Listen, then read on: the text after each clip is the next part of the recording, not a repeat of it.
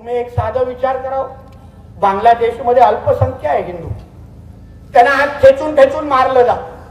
पाकिस्तानमध्ये अल्पसंख्या आहे हिंदू, त्याला पर्याय दिला जातो, या तर तू इस्लाम स्वीकार या तर तुला आम्ही मारून टाकणार.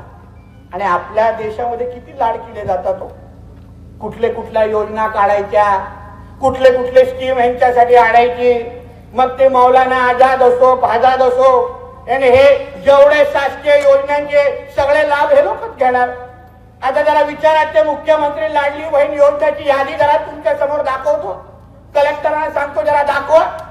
त्याच्यामध्ये किती 2 पेक्षा जास्त अपत्याच्या लोकांनी फायदा घेतला हे जरा आकडा बघा.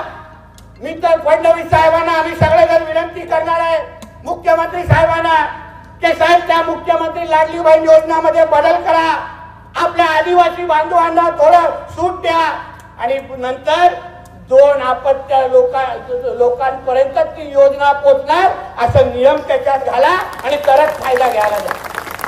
नाहीतर हे नालायक आमच्यामध्ये राहणार, आमच्या सगळ्या योजनांचा फायदा घेणार, सरकारचे सगळे लाभ उचलणार आणि मतदानाच्या दिवशी हमको इस्लाम चाहिए.